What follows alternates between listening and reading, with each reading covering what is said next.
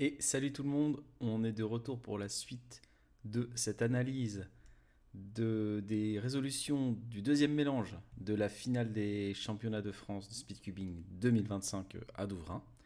Et on s'était arrêté sur le solve de Nico qu'on venait d'analyser. Et il reste encore 7 concurrents. Et on va reprendre tout de suite avec Lucas. Donc on va d'abord regarder la vidéo et après on va faire la reconstruction.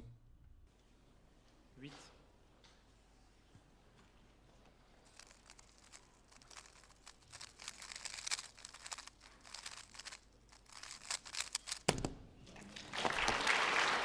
Pas mal. On peut noter une deux choses. On peut noter qu'il y a une belle accélération au milieu. C'est-à-dire qu'il commence doucement et à un moment il se rend compte que vu les cas qu'il a, il n'a pas besoin de vraiment prendre son temps pour look ahead et donc il en profite pour accélérer. Donc sur les paires 3 et 4, il accélère. Et après, il a une PLL légèrement longue, c'est une PLL G, mais qui passe quand même bien. Donc Lucas sur ce mélange, il décide de faire quelque chose un peu différent de ce qu'ont fait les autres jusqu'ici, ce qu'on a vu jusqu'ici. Il va tout simplement vouloir utiliser la face orange pour replacer la paire orange-bleu sur le dessus ou qu'elles sont en verticale. Et donc pour ça, il va d'abord se décaler des primes. Donc là, on a toujours ces deux pièces-là qui sont prêtes l'une par rapport à l'autre. Et on va vouloir toujours mettre le bleu à la place du rouge. Mais au lieu de directement faire des deux et de la mettre, on va d'abord décaler donc cette paire pour la mettre sur le dessus. Et ensuite faire des primes, mettre la bleue, puis encore des primes, mettre la rouge pour avoir l'entièreté de la croix. Ici, à faire une petite erreur, il va regripper un peu pour ensuite revenir insérer. Alors, je ne sais pas trop d'où vient cette erreur. Ensuite, il va faire U, petit déprime pour changer d'orientation afin que cette paire soit possible à mettre sans regrip ensuite. Donc il l'insère derrière. Là, il va faire le cas triple sexy. Donc d'abord, il fait U' pour se placer, puis il le fait. Il aurait pu faire d'ici directement triple anti-sexy, mais il a fait U' triple sexy. Et enfin, sur ce cas, il y a plusieurs façons de le faire. On peut soit baisser l'arrêt pour préparer, soit baisser le coin pour préparer la paire. Lui, il va baisser le coin, il insère. Il se retrouve sur cette OLL là. Pour l'OLL, il va faire un petit U', je pense, pour regarder les permutations de coin. Ici, ça fait pas de skip, mais ça fait pas de PLL diagonale non plus. Donc je sais pas si c'est ça qu'il a regardé ou si c'était une petite erreur, je suis pas sûr. Mais en tout cas, il a fait ce petit U' et après il part sur l'OL classique qui lui donne PLLG. Donc il va simplement faire U2 pour faire l'algo en RUD. Donc comme ça. Et U' à la fin. Il fait donc 7.10 qui est donc le troisième meilleur temps. 65 mouvements, donc qui est pas très très bon en mouvement, mais il y a 66 et 68 mouvements qui ont été faits aussi, donc c'est pas le dernier non plus. Et par contre, 9.15 TPS qui est le plus gros TPS. Et c'est vrai qu'on s'en rend compte sur la vidéo, on voit qu'il fait vraiment une très grosse accélération, notamment sur le triple sexy, qui passe très très vite en paire 3 et qu'il enchaîne bien la paire 4 aussi. On passe donc maintenant à Alex.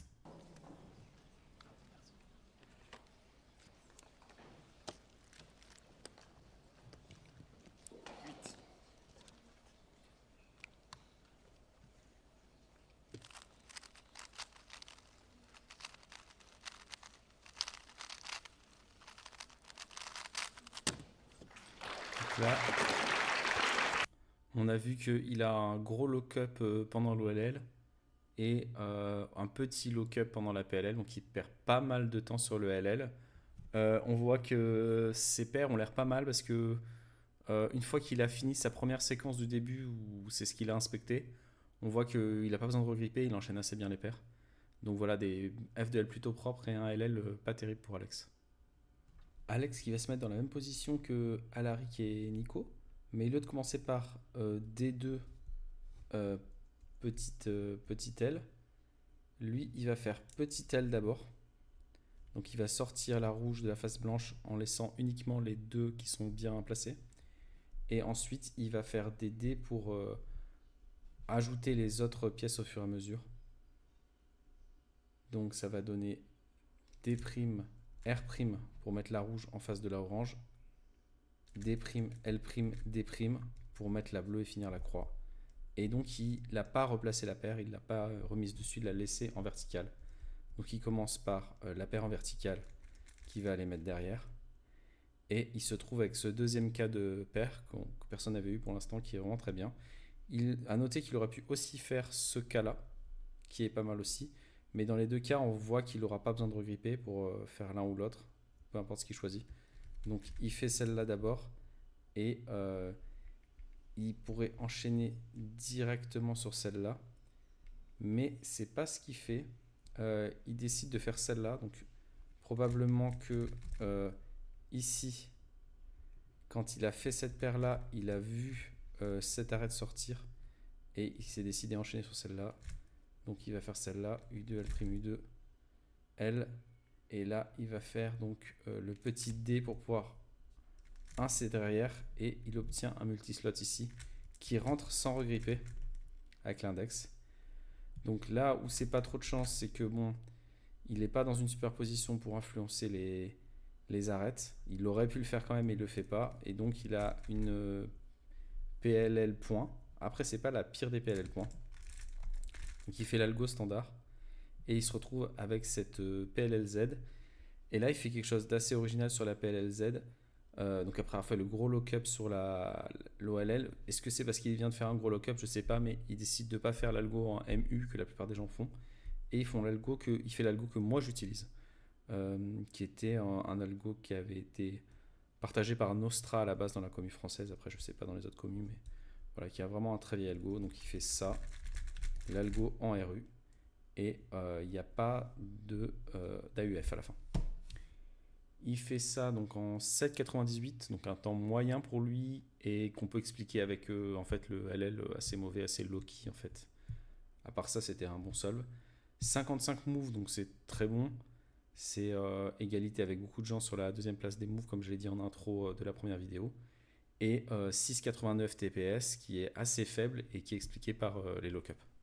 Voyons donc ce que fait Victor maintenant. Alors déjà, il est étonné du mélange. Je pense qu'il nous fera un retour par rapport à ça.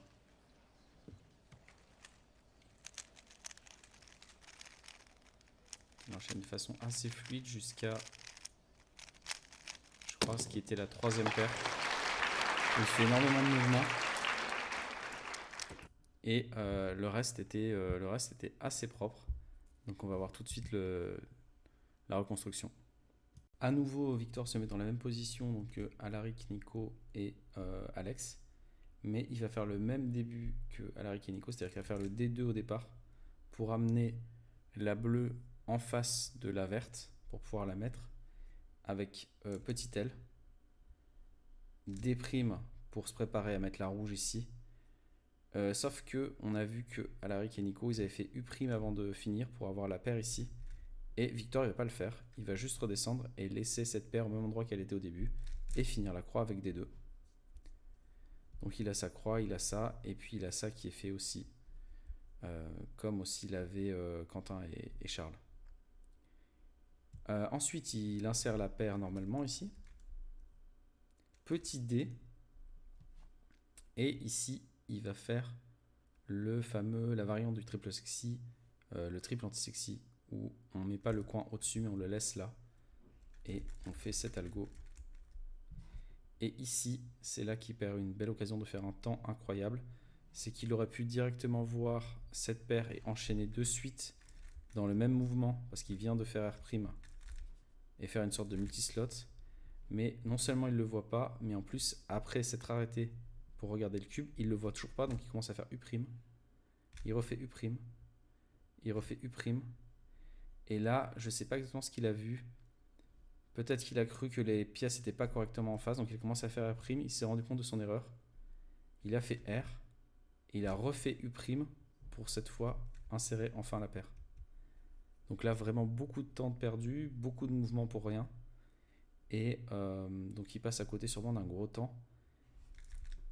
Et donc c'est je pense, la plus grosse erreur qu'on a vue dans cette finale. Il y a d'autres erreurs qu'on a vues avant, qu'on verra après, des erreurs d'algo notamment, mais là c'est vraiment une très grosse erreur. Et ici, il va regripper pour faire ce cas de façon classique et l'insérer avec un sledge.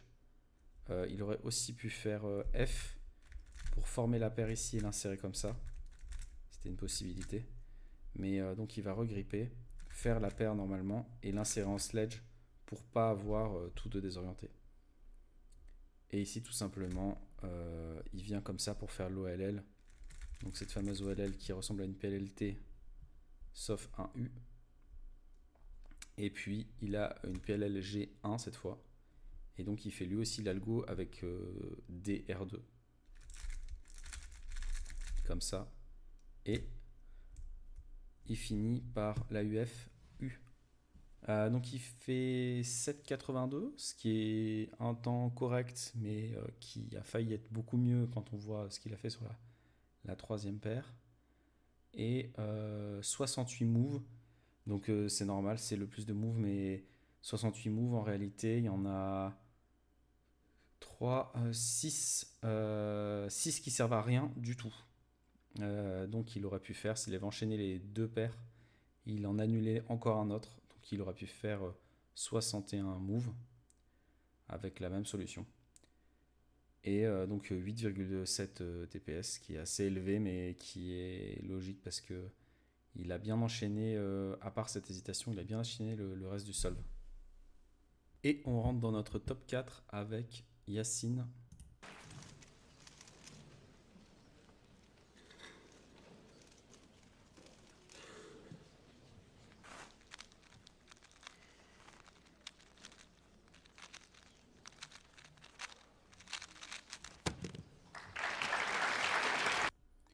On notera quelque chose d'assez important quand même sur ce solve. C'est le seul à qui ça arrive. Donc juste quand il commence, vous allez voir qu'il va se tromper dans ce qu'il avait vu à l'inspection. Et là, il fait une petite pause pour vérifier où est sa croix en regardant le bas du cube. Donc c'est vraiment beaucoup de temps de perdu. Et donc il est encore à la croix alors que on est à 2 secondes 5. Et après il l'ajuste et il enchaîne.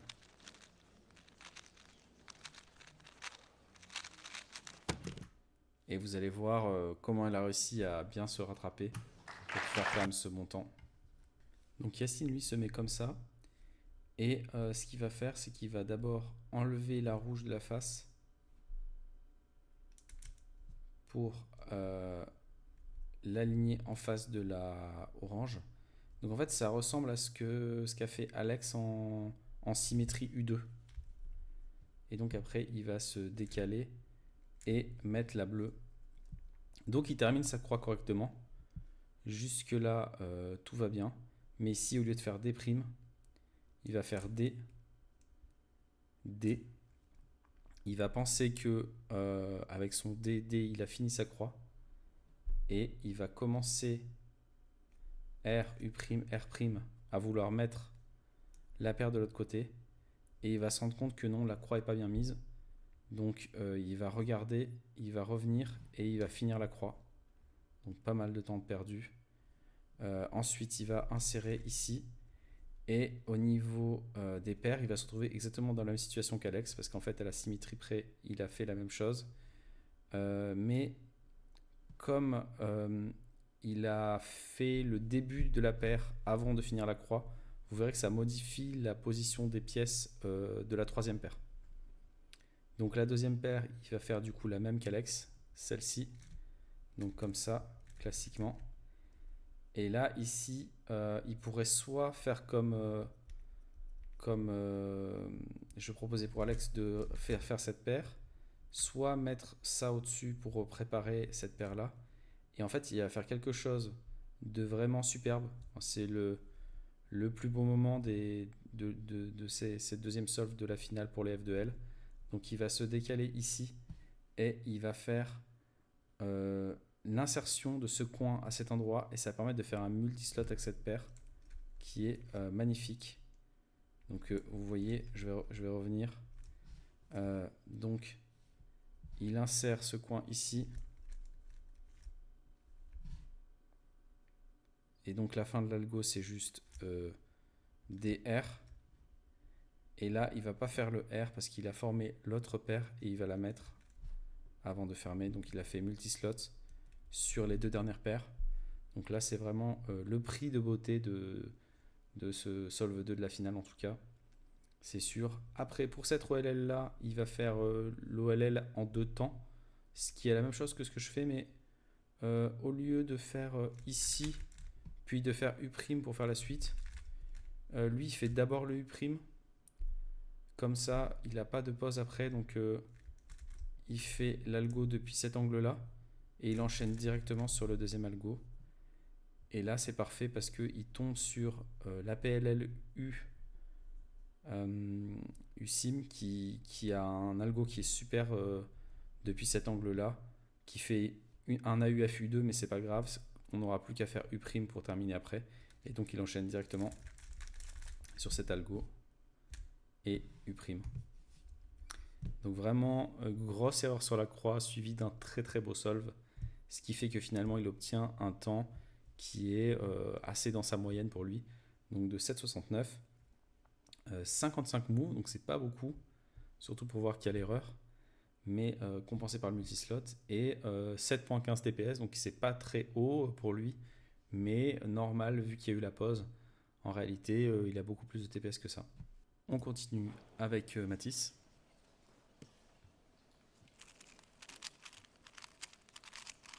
Un peu de lock-up au début.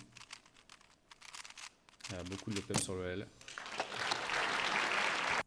Et une PLL très rapide pour un très bon temps, 7,29.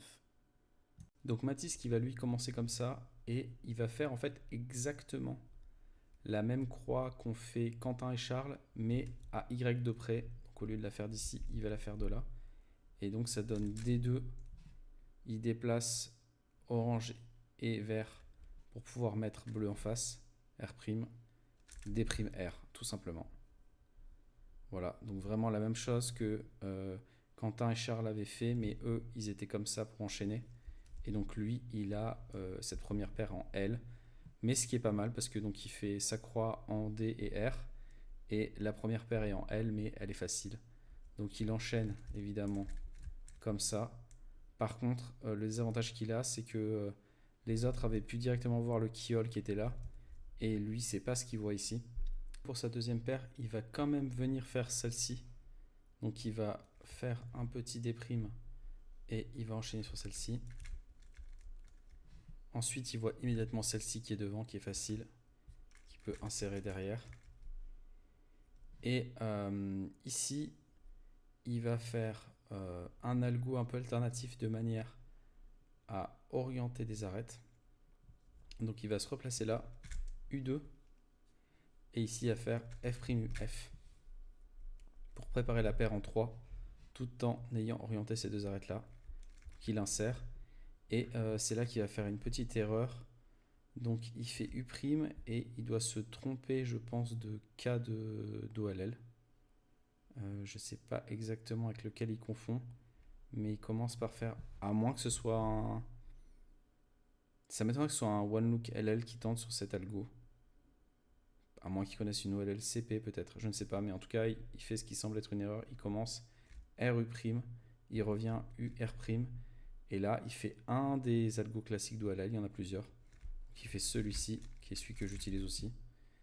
Et enfin, il arrive sur la PLL, qui est une PLL U. Et ici, il passe avec la barre derrière. Il y a plusieurs variantes. La version barre derrière en M, M2 U', MU2, M', U', M2 et AUF U'. Donc il fait donc ce très bon temps 7,29, 55 moves donc dans le peloton de tête au niveau des moves et 7.54 TPS.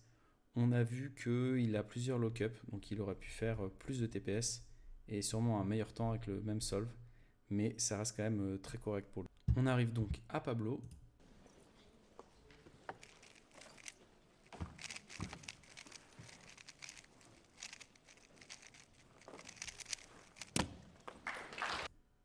Donc on a vu OLL et PLL un petit peu raté, un petit peu de lock-up, des moves un peu parasites au milieu. Le début était très propre et le milieu un peu, pas de lock-up, mais un peu hésitant au niveau repérage. Et donc ce temps de 8,08 qui le satisfait pas du tout. Donc Pablo lui fait en réalité exactement la même croix que Alaric et Nico, mais au lieu de se placer comme ça et de faire D2L au début, il se place un peu plus droit et donc il fait B2R pour faire la même chose, c'est-à-dire venir placer directement la bleue en face de la verte. Et donc ensuite U' pour conserver la paire, D', R', D2 pour finir la croix. C'est vraiment exactement la même croix que Nico et Alaric, mais grippée autrement. Donc après, il insère la même première paire. Ici, il va faire U2, Y' pour non pas s'occuper comme Alaric qui avait enchaîné directement sur ce cas-là. Il va s'occuper de cette paire-là. Donc il la forme. Il fait U', il la rentre derrière. Et donc maintenant il a ces deux paires-là devant lui avec les arêtes déjà faites. Et donc il va faire cette paire de cette façon, un peu à l'ancienne. Et je sais que Jules et Hippolyte font ça. C'est-à-dire qu'au lieu de mettre le coin derrière, ou d'utiliser un algo pour insérer le coin ici avec des dés, il met le coin à gauche et il fait R', U2 pour préparer la paire comme ça. Il l'insère.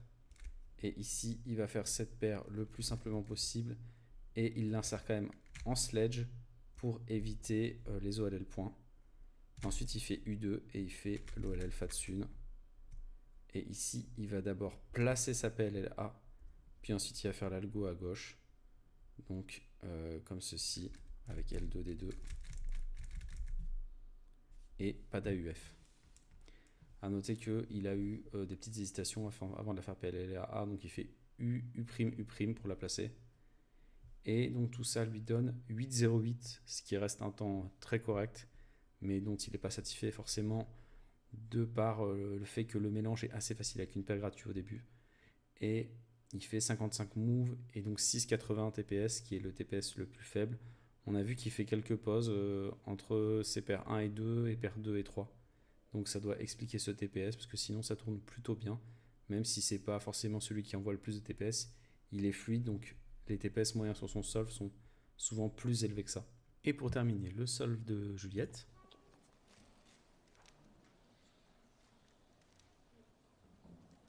Que Juliette, il va quand même choisir de partir en blanc comme les autres. 8. Alors qu'elle est plus couleur neutrale. Ah.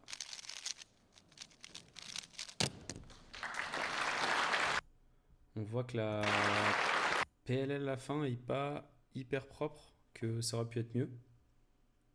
Et aussi, il y a un petit lock-up au moment de faire la dernière paire.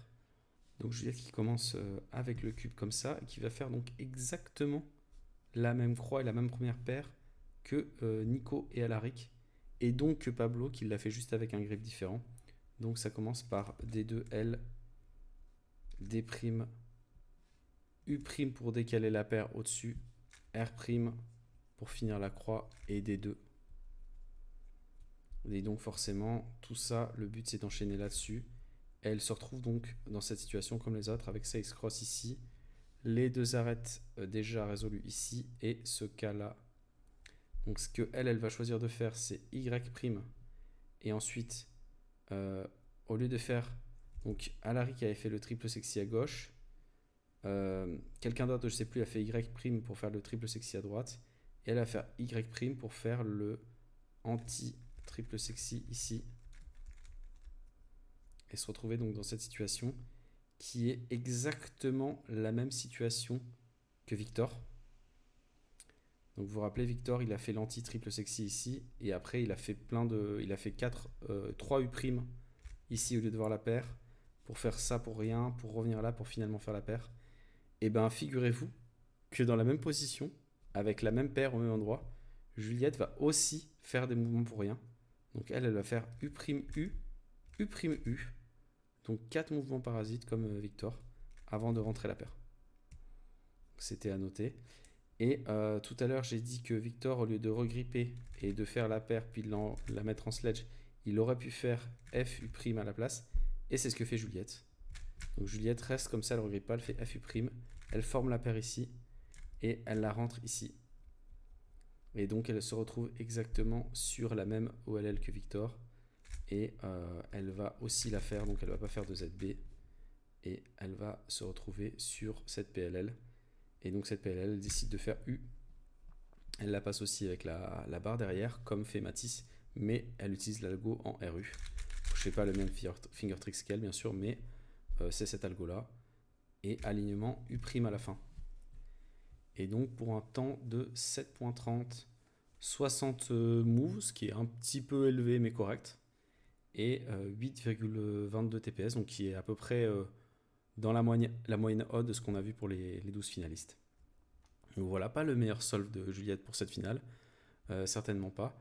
Peut-être on en verra d'autres dans d'autres vidéos, mais comme c'était le mélange qui m'a le plus intéressé, voilà, on a vu du coup les solves de tout le monde. Et maintenant, je vais vous parler de ce que j'avais vu moi sur le mélange en le regardant. Et donc, voilà, fin du suspense. C'est là que je vais m'intéresser un peu plus à la situation de départ du cube. Donc, tout d'abord, je vais dire une chose, c'est que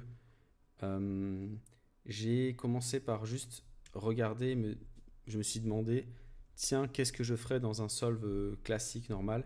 Et après seulement, j'ai cherché un peu plus, des solutions un peu plus avancées, qui ne sont pas vraiment viables dans les conditions de finale, avec seulement 15 secondes d'inspection, etc.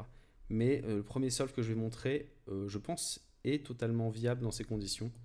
Donc moi, simplement, quand j'ai vu ce mélange, j'ai vu comme tout le monde que ces deux arêtes sont déjà bien placées l'une par rapport à l'autre, que celle-là, il faudra la décaler, et que celle-là, il faudrait l'amener en face.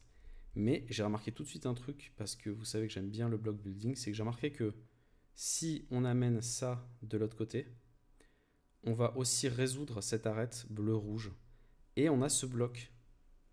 Donc on a envie de faire une X-Cross bleu-rouge en plus de conserver la paire. Mais ce que je me suis dit, c'est que c'est embêtant parce que si, admettons, je fasse justement ça, donc j'ai le bloc et ça, l'arête rouge, elle va être là, ce qui est assez difficile à venir insérer après. Mais par contre, ça va mettre correctement cette paire. Donc j'ai regardé un peu plus, toujours dans le temps, on va dire, de quelques secondes, je me suis dit, ah mais ça met la rouge à un endroit désagréable, mais par contre, quand je fais ce R2, ce coin, il va connecter avec ça. Et ici, on a déjà ça qui est fait. Donc je me suis dit, en fait, c'est le solve idéal pour faire ce qu'on appelle le free fob, c'est-à-dire commencer les F de L avant d'avoir fini la croix. Et c'est vraiment idéal parce que je vais avoir 1, 2, 3 paires faites avant de finir la croix. Et c'est vrai que si on finit pas la croix pour faire une paire et en voir une autre, pour après galérer à faire la croix, c'est pas terrible. Mais si on a déjà 3 paires dont on maîtrise l'emplacement, ça peut être facile d'insérer une arête à la fin. Ça va prendre 2-3 mouvements de plus que si on l'avait mise au début. Mais on a ce tout petit désavantage pour l'avantage d'un solve qui ressemble à un solve un peu à la Yang où en fait on a vu 2 ou 3 paires à l'inspection. Donc voilà, le premier solve que j'avais imaginé, c'est tout simplement donc, de commencer par ce R2F. Et donc comme vous voyez, je vais faire juste R2FD. Donc j'ai fait que 3 moves. Hein. J'ai fait que 3 moves et donc j'ai cette double X-cross plus une paire, moins simplement une arête. Ce qui n'est pas très grave parce que je rattraperai largement, le temps que je perdrai à la mettre est largement rattrapé par le fait qu'en 3 moves, j'ai quasiment fait plus de la moitié des F de L. Donc voilà. Donc ça fait, si je reviens,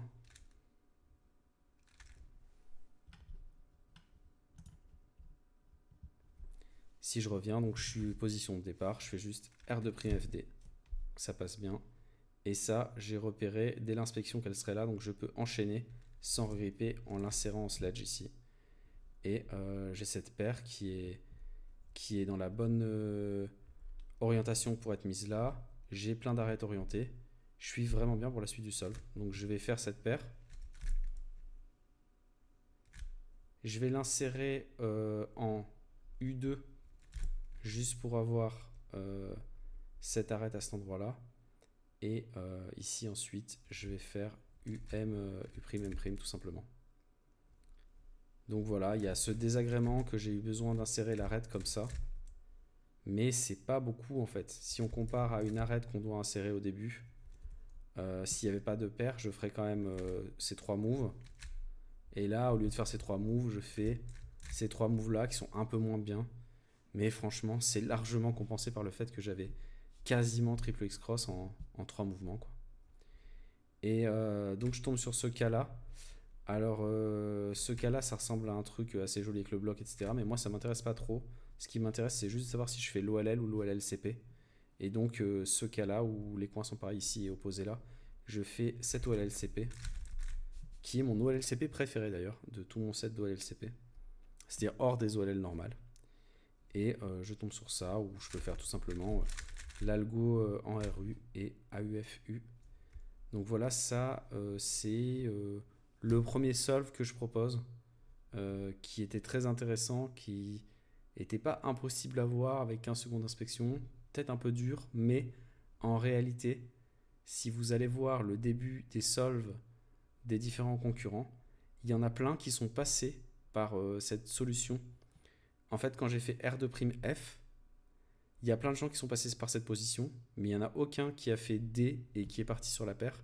Ils ont tous fait D' pour insérer l'arête rouge. Je vais le remontrer. Voilà, donc je voulais juste remontrer que il y a beaucoup de gens, ceux qui ont commencé par faire D2L au début, donc ils sont 3, plus Pablo qui a fait la même chose avec un autre grip. En réalité, ils étaient dans cette position-là. Ils auraient juste fait D.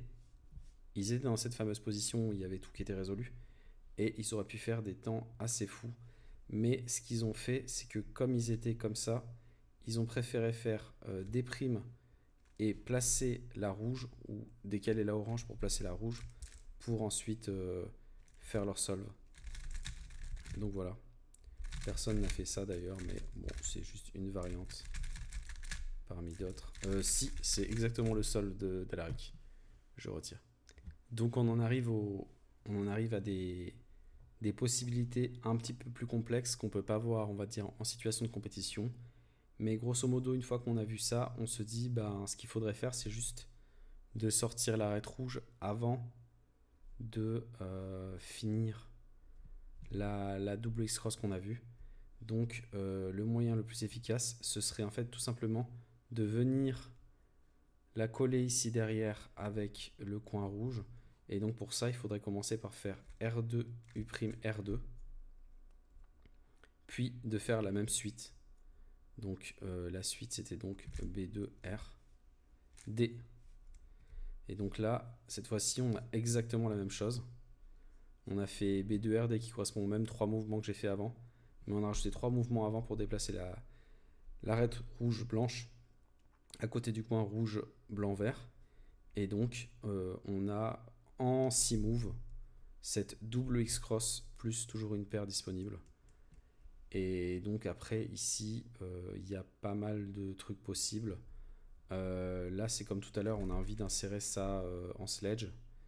Et puis ici on peut faire le truc le plus évident, c'est tout simplement de résoudre ça, on va dire, de façon normale.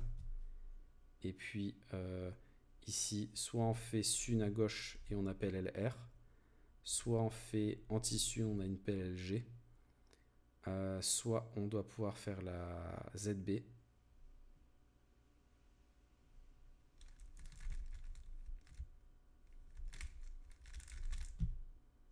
Et U2.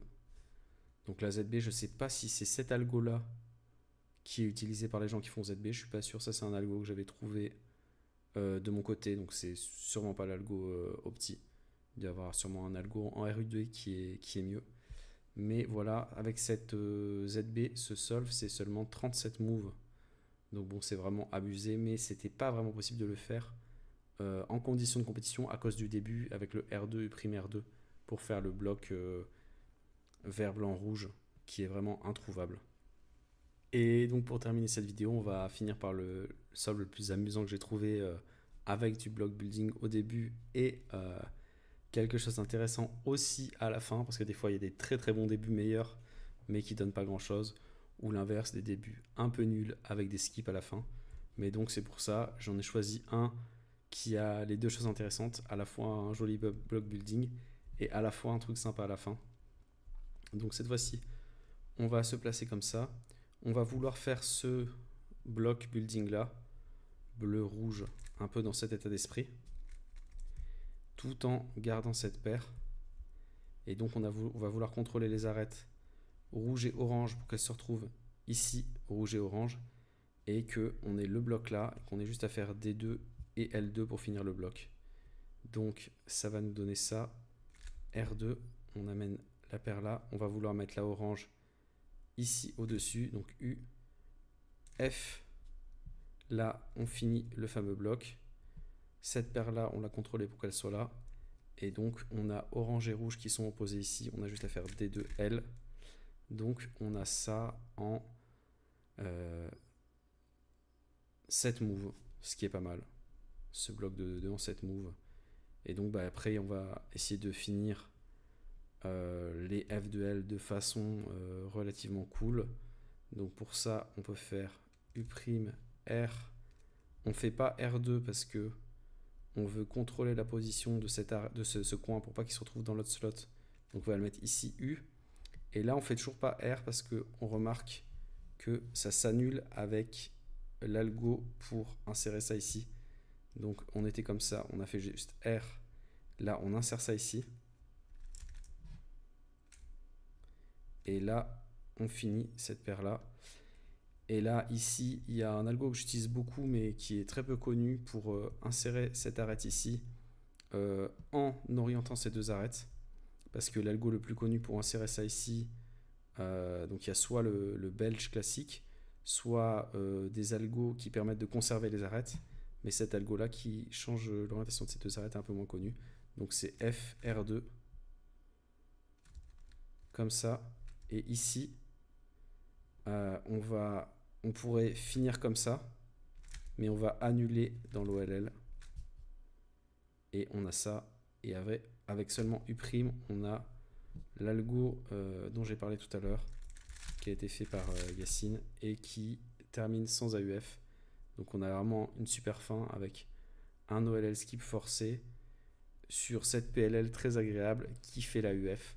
Donc voilà, un solve globalement assez séduisant avec un block building au début pour le bloc 3 de 2 comme en Petrus en 7 moves et une fin sympa avec OLL skip et une jolie PLL.